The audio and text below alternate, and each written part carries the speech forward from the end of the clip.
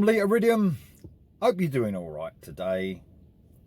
Break time at work, album review time at work.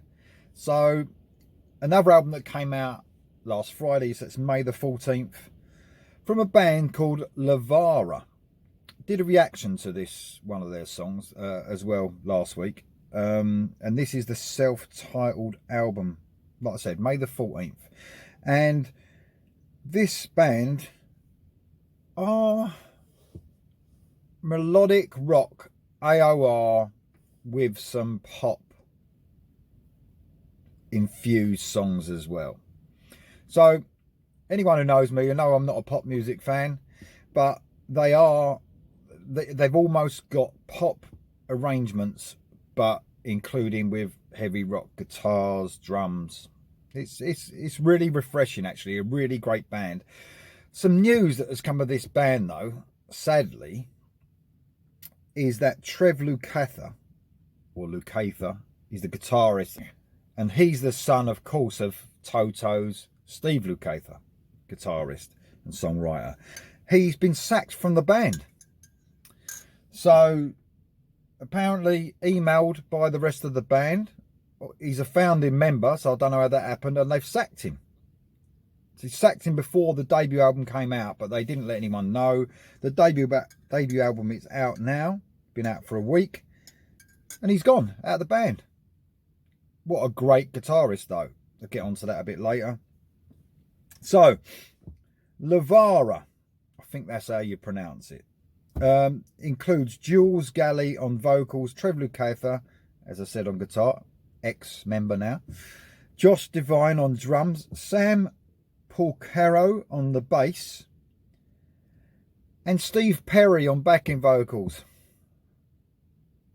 Now, in the write-up, you know, I was just reading a little synopsis. It says Steve Perry backing vocals, but it doesn't say Steve Perry of Journey. So I've got a feeling it's not Steve Perry of Journey. It'd be cool if it was, but you never know. It could be. I doubt it, though. So what you get, like I said, is that with this album is loads of melody. This is very accessible, pop, melodic, hard rock. So like a mixture of all that stuff. Before I get on to Trev Lukather, I want to talk about the vocalist, Jules Galley. Amazing vocalist. He sings sometimes in that poppy sort of vein, in that head voice, if you know what I mean. He sings in that, so he switches about. But when he gets the power on, when he's going higher, he's got a definite rock voice, almost Miles Kennedy. I can hear a little bit in his voice. So a great range he's got. Absolutely brilliant vocalist.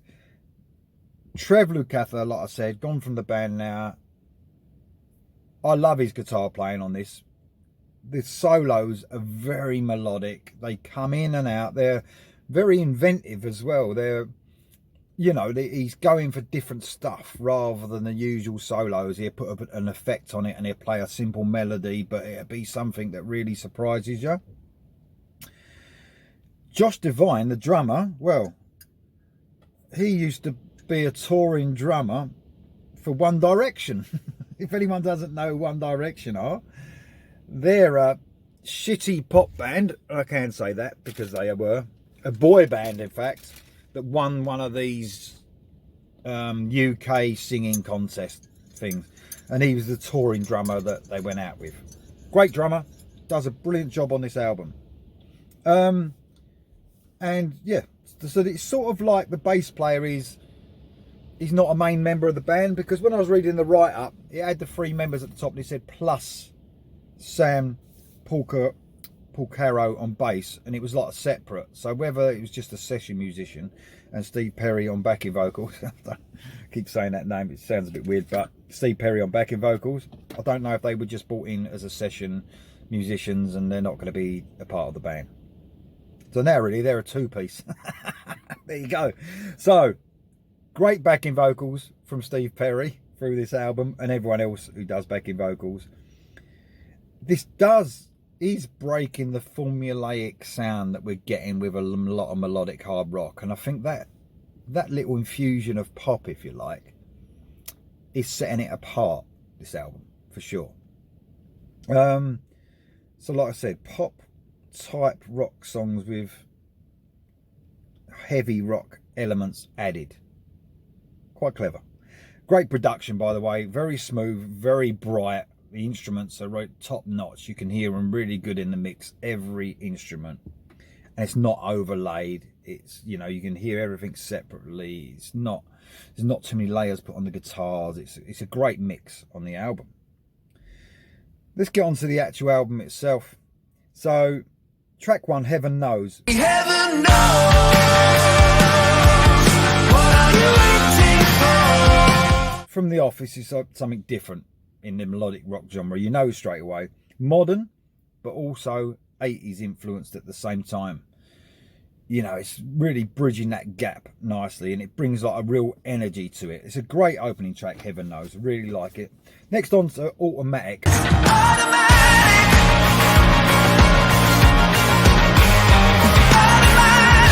Now, there's been quite a few singles brought out. I'm not sure exactly which ones they are, but this was one of them.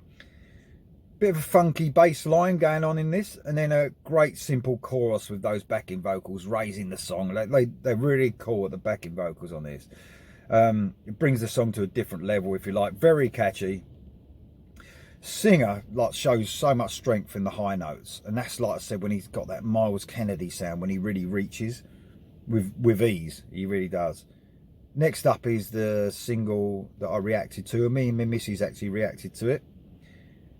Really catchy, Ever Enough. Do you care that I give everything that I got to you? Is it ever enough? It's called. Absolutely love this. The solo is brilliant. My missus didn't like it, but what does she know? So he's got like an effect on the guitar. It's very, like I said, inventive, very sort of, you know, catches your ear.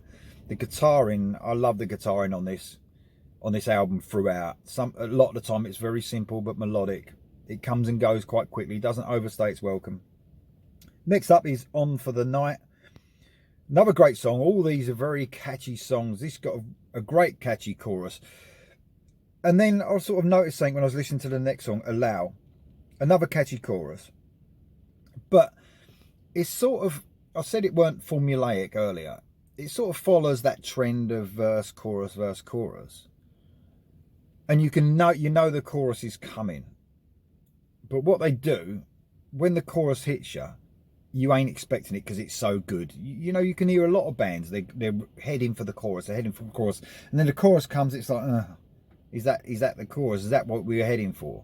This band, with every chorus, seems to hit you, and you think, wow, you know, they either lift it big time with like great backing vocals or a great melody playing over it, you know, like a melody line playing over it to lift the chorus and make it a great song, because the chorus should really be the main part of the song. Next is Can't Get Over. Great vocals, and this is where the singer's switching from that like chest voice to the head voice in this song. Very clever, got so much control over his voice. Very catchy, poppy, sort of melodic rock song, that Can't Get Over. Chameleons next.